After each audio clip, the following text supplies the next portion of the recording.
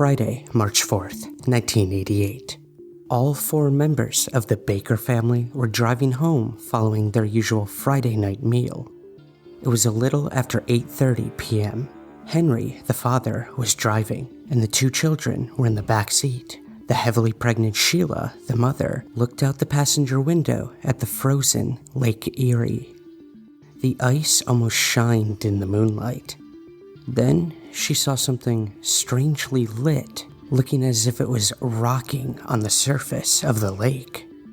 She nudged her husband, who took his attention away from the road. He could see it also. At Sheila's insistence, he would turn the car's direction towards the waterfront. Once there, they instructed their sons to remain in the vehicle. They stepped out into the cold night and began to cautiously make their way to the water's edge. The lights were still there. What Sheila first noticed, though, were sounds that appeared to be the ice of the frozen lake cracking. She would liken them to claps of thunder. As they got as near as they could without stepping on the ice, they could clearly make out a football-shaped object with bright white lights at either end. The object itself appeared to be of a gunmetal gray color and was hovering overhead as opposed to being on the surface. Despite the obvious movement, the strange craft made no noise whatsoever. All Sheila could hear were the sounds of cracking ice. Suddenly, as if it had become aware of their presence, the object swung towards them, heading in their direction. Panicked and frightened, the couple turned and ran back to their car. Henry would drive the remainder of the journey, completely uneasy.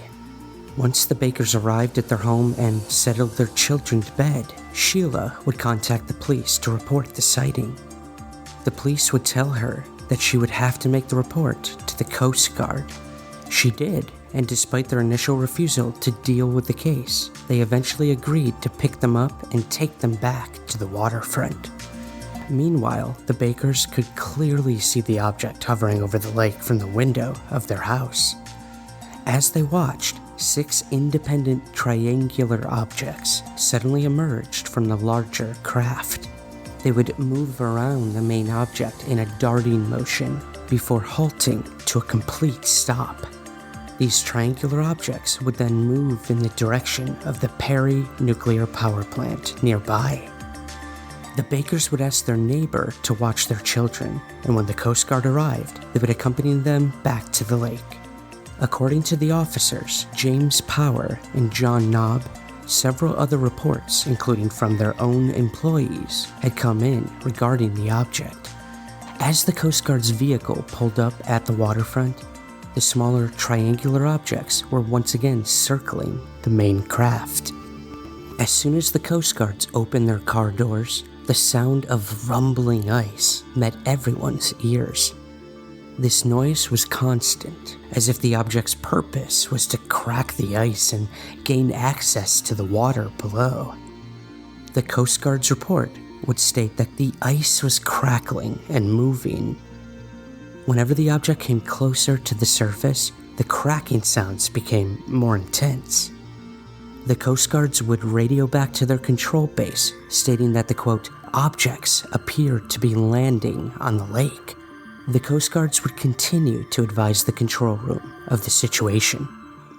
As the triangular craft became more active once more, they would report that the other objects were moving all around, and they were going at high rates of speed. As Sheila and Henry, along with the 2 Coast Guards, continued to watch the fascinating display, they noticed one of the triangles suddenly turn in their direction. It was heading straight for the Coast Guard's vehicle. Right before what seemed to be an inevitable impact, the object veered upwards in a blur of light. It then returned to the main large craft, as did all the other smaller triangular objects. All the while, the sound of ice cracking continued. It seemed that the previously bright white lights of the craft were now beginning to flash and glow in a display of red, blue, orange, and green. The craft itself appeared to be descending. The lights went out for a second and then returned. And then, without warning, the lights and the rumbling noise were gone completely. The witnesses were not clear if the craft had sped away or if the lights had simply gone out.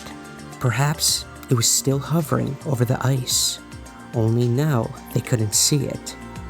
Sheila, though, would voice her suspicion, for reasons she doesn't know, that this object plunged directly below the ice and into the frozen waters.